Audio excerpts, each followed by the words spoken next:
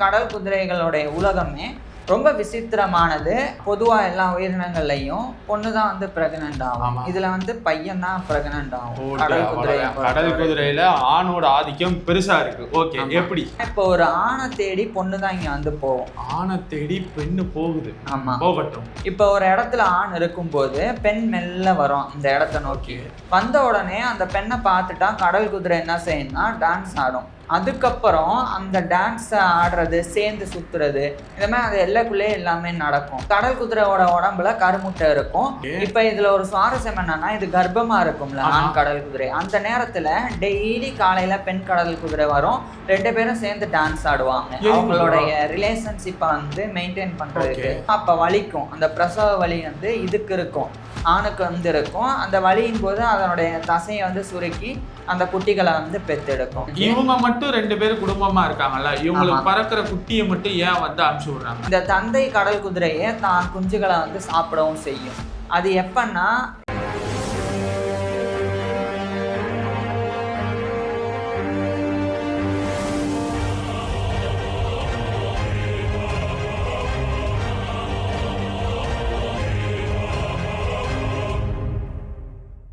போன வீடியோவில் கடல் குதிரையோட சுவாரஸ்யமான விஷயங்கள், அதாவது ஒரு கடல் குதிரைக்கு ஒரு இன்ட்ரோ மாதிரி கொடுத்துட்டோம். கடல் குதிரை என்ன சாப்பிடும், அந்த கடல் குதிரையால் என்னென்ன கலரில் மாற முடியும், அந்த கடல் குதிரைக்கு எப்படி பார்வை தெரியும், எப்படி மோப்ப சக்தி இருக்குது அப்படின்னு சொல்லி ஒரு மாதிரி இன்ட்ரோ கொடுத்துருந்தோம். அந்த வீடியோவோட கடைசியிலே சொல்லியிருந்தோம் கடல் குதிரையோட இனச்சேர்க்கை முறை எப்படி இருக்குது, அதோட லைஃப் ஸ்டைல் எப்படி இருக்குது அப்படின்னு சொல்லி வீடியோவில் பார்க்க போகிறோம்ட்டு இந்த வீடியோவில் அதை தான் பார்க்க போகிறோம். ப்ரோ, ஃபர்ஸ்ட்டு கடல் குதிரை எந்த வயசுல செக்ஷுவல் மெச்சூரிட்டி வரும் கடல் குதிரைக்கு? அதை சொல்றதுக்கு முன்னாடி ஒரு விஷயம், கடல் குதிரை இருக்குல்ல, பொதுவா எல்லா உயிரினங்கள்லையும் பொண்ணு தான் வந்து பிரெக்னென்ட் ஆகும். இதுல வந்து பையன் தான் பிரெக்னென்ட் ஆகும். கடல் குதிரையில ஆணோட ஆதிக்கம் பெருசா இருக்கு. ஓகே, எப்படின்றத சொல்றேன். இப்ப பொதுவா இதனுடைய லைஃப் இது, அதாவது இதனுடைய அந்த ஆயுள் காலம், லைஃப் ஸ்பேன் சொன்னா புரிஞ்சிடும். இப்ப பொதுவா 46 வகையான கடல் குதிரைகள் இருக்கு. ஒவ்வொரு இனத்தை பொறுத்து சின்ன உயிரினங்கள் வந்து அதிகபட்சம் ஓராண்டு வாழும். பெரிய கடல் குதிரைகளா இருந்தா 3ல இருந்து 5 வருஷம் வரைக்கும் வாழும். ஸோ இப்ப இது எப்ப அந்த செக்ஸுவல் மெச்சூரிட்டி வரும்னா ஒரு 6 மாசம் ஆகணும். அதுவே பெரிய இனமா இருந்தா ஒரு வருஷம் ஆகணும். அந்த ரேஞ்சில் வந்து செக்ஸுவல் மெச்சூரிட்டி வந்து ஆணுக்கு 6 மாசம், பெண்ணுக்கும் 6 மாசம். அந்த மாதிரி. ஆமா. இப்ப வந்தோடனே என்ன நடக்கும்னா, இப்ப ஒரு ஆணை தேடி பொண்ணு தான் இங்க வந்து போகும். ஆணை தேடி பெண்ணு போகுது. ஆமா, போகட்டும். இன்ஸ்பிரேஷன் இருக்கே. ஓகே, ஒரு கடல் குதிரை, ஆண் கடல் குதிரை இருக்குன்னா அதுக்குன்னு ஒரு ஹோம் ரேஞ்ச் இருக்கும், எல்லை. அந்த எல்லை வந்து கிட்டத்தட்ட 1 ஸ்கொயர் மீட்டருக்கு வந்து இருக்கும். 1 ஸ்கொயர் மீட்டர் தான். ஆனா இது நமக்கு சின்னதா தெரிஞ்சா கூட அதோட ஸ்லோ, அது மெதுவா நகரம் அப்படிலாம் சொன்னோம்ல, ஸோ அதுக்கு அந்த எல்லை பெருசுதான். பெண் கடல் குதிரைகளுக்கு வந்து அதிகபட்சம் 100 ஸ்கொயர் மீட்டர் கூட இருக்கும். ஸோ அவ்வளோ பெருசா கூட அதனுடைய எல்லை வந்து இருக்கும். இப்போ ஒரு இடத்துல ஆண் இருக்கும்போது பெண் மெல்ல வரும் இந்த இடத்த நோக்கி. வந்த உடனே அந்த பெண்ணை பார்த்துட்டா கடல் குதிரை என்ன செய்யும்னா டான்ஸ் ஆடும். டான்ஸ் ஆடும்போது அதனுடைய பை ஒன்று இருக்கும். அதுக்கு வந்து ப்ரூட் பவுச் அப்படின்னு பேரு. அந்த பை என்னன்னா, பொண்ணு கொடுக்குற முட்டையை அந்த பையில வச்சுதான் வந்து வளர்க்கும்.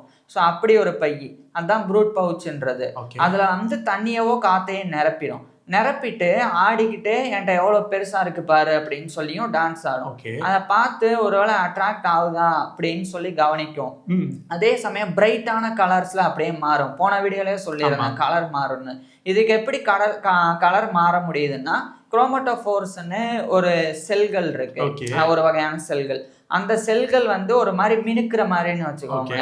அப்ப அது மேல ஏதாவது ஒரு கண்ணாடி மேல ஒரு ஒளிப்பட்டா அந்த கலர்லயே பிரதிபலிக்கும்ல, அந்த மாதிரியான செல்கள் தான். ஸோ அதை வச்சு இது பிரைட்டா மாறி அப்படியே வந்து டான்ஸ் ஆடும், இம்ப்ரெஸ் பண்ணும்.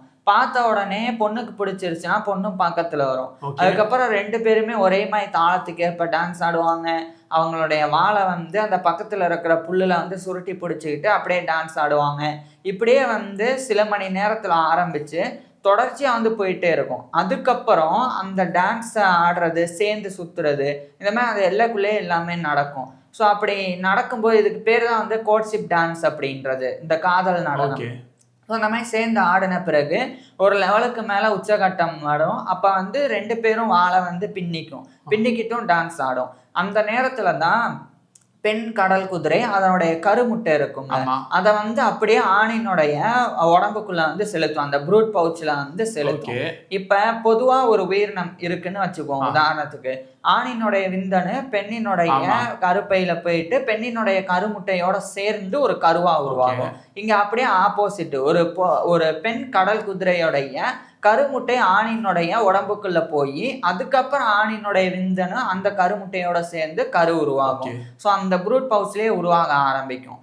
இப்ப ஒரு தடவைக்கு ஒவ்வொரு இனத்தை பொறுத்து, சின்ன இனமா இருந்தா 50 முட்டைக்குள்ளதான் வந்து ஒரு முறை பெண் வந்து கருமுட்டையை அனுப்பும். இதுவே வந்து பெரிய இனமா இருந்து அதிகபட்சம் 2000 முட்டையை கூட அனுப்பும். ஸோ அந்த மாதிரி இப்ப கடல் குதிரையோட உடம்புல கருமுட்டை இருக்கும், அதுவே வந்து அந்த விந்தணுக்களை செலுத்தி உருவாக்க ஆரம்பிச்சிடும். இப்ப உருவாக்க ஆரம்பிச்ச உடனே ஒரு 2ல இருந்து 4 வாரம் ஆகும். அது முட்டை வந்து அந்த ப்ரூட் பவுச்ல தான் இருக்கும். முட்டையில இருந்து குட்டி வெளிவர்றதுக்கு சொல்றேன். அதுவே உடம்புல வச்சுட்டு தான் திரியும் ஆணை. அப்ப வந்து 2ல இருந்து 4 வாரம்ன்றது ஆவரேஜ். ஒருவேளை தண்ணி நல்லா ஹாட்டா இருந்ததுன்னா 10 நாள்ல கூட அந்த குட்டி வெளியே வந்துடும். அதுவே வந்து கொஞ்சம் ஜில்லுன்னு இருந்ததுன்னா 6 வாரம் கூட ஆயிரும்.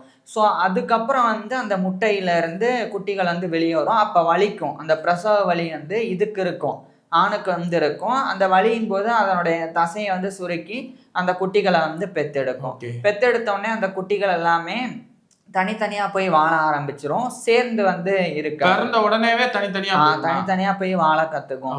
இப்ப இதுல ஒரு சுவாரஸ்யம் என்னன்னா, இது கர்ப்பமா இருக்கும்ல ஆண் கடல் குதிரை, அந்த நேரத்துல டெய்லி காலையில பெண் கடல் குதிரை வரும், 2 பேரும் சேர்ந்து டான்ஸ் ஆடுவாங்க. அவங்களுடைய ரிலேஷன்ஷிப்பை வந்து மெயின்டைன் பண்றதுக்கு.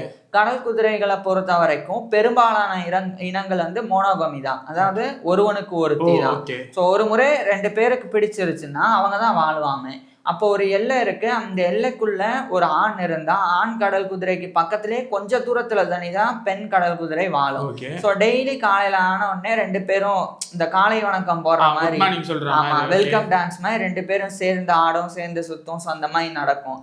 குட்டி போட்டு முடியும்ல, மறுபடியும் அது வந்து பிரீடிங் சீசனா இருந்தா மறுபடியும் பெண்ணும் ஆணும், அதே பெண் அதே ஆண் கடல் குதிரை வந்து இணைஞ்சு. இவங்க மட்டும் 2 பேரும் குடும்பமா இருக்காங்கல்ல, இவங்களுக்கு பறக்கிற குட்டியை மட்டும் ஏன் வந்து அனுப்பிச்சு விடுறாங்க?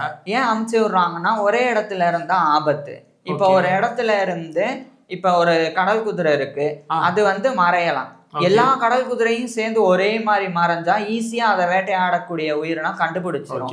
அது ஒரு காரணம். இன்னொன்னு உணவு கிடைக்காது, பற்றாக்குறை வந்துடும். இப்ப 2000 நான் சொல்லியிருக்கேன், 2000 குட்டி ஒரு குறிப்பிட்ட எல்லைக்குள்ள இருந்தா எத்தனை பேருக்கு உணவு கிடைக்கும்? கிடைக்காம கூட போயிரும்ல. சோ அதனாலதான் தனித்தனியா வாழும். சரி ப்ரோ, அதை கொஞ்சம் நாள் கழிச்சாச்சு அனுப்பலாம்ல, இது ஏன் பறந்த உடனேவே அனுப்பிச்சு விடுதுன்னு நான் கேட்கிறேன். ஏன் கொஞ்ச நாள் கழிச்சு அனுப்பிச்சு விடணும்னு நான் கேட்கிறேன். ஏன்னா இப்ப ஒரு உயிரினத்துக்கு பிறந்த உடனே எப்படி வாழணும், எப்படி நேரத்தை மாத்தணும், எப்படி சாப்பிடணும் தெரியலன்னா தான் இன்னொரு உயிரினம் வந்து அதை நல்லா பார்த்துக்கும், பேரண்டிங் பண்ணும். ஆனா இதுக்கு பிறந்த உடனே எல்லாமே தெரியுது, எல்லாமே தெரிஞ்சுதான் பிறக்குது, அதோட ஜீன்லயே இருக்கு. அப்ப அதுக்கு மறுபடியும் ஏன் கூட வச்சுக்கிட்டு எல்லாமே கத்து கொடுக்கணும். சோ அதனால அதுவும் இருக்க விரும்பாம தான் கிளம்பி தனக்குன்னு எல்லையை வகுக்க போயிடும். சோ இதுதான் வந்து இவங்களுடைய ப்ரீடிங் பிஹேவியர். அதே மாதிரி இவங்களுடைய லைஃப் ஸ்டைல் வந்து இந்த மாதிரி இருக்கும்.